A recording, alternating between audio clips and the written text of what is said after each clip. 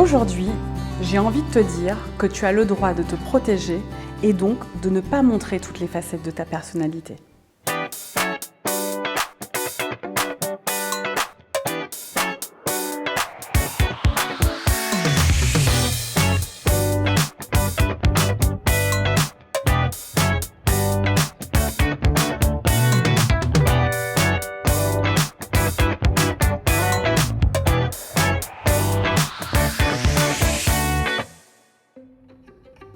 Quand je rencontre quelqu'un pour la première fois, en général, il va y avoir trois sortes d'images qu'on a de moi.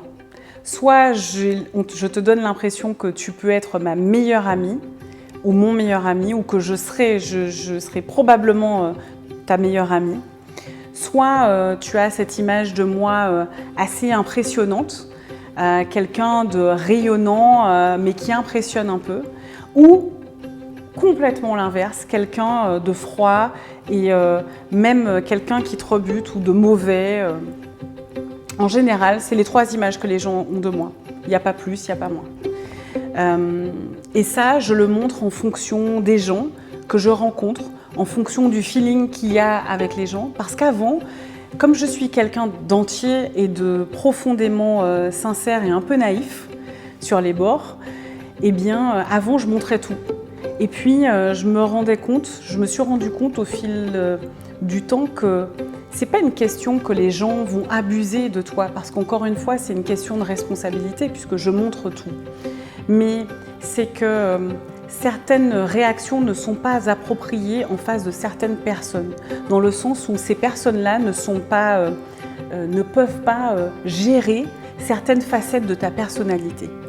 Et donc, en fonction des gens, maintenant, j'arrive à un peu les scanner et à me rendre compte assez vite de si cette personne est plutôt quelqu'un qui va pouvoir assumer l'entièreté de ma personnalité ou si, eh bien, il va falloir que je segmente et que je lui montre une seule partie. Tout ça dans l'espoir de me protéger. De me protéger de quoi au final? Eh bien, de me protéger peut-être du regard des autres. Peut-être, tu sais, on parlait de l'hypersensibilité dans une des vidéos.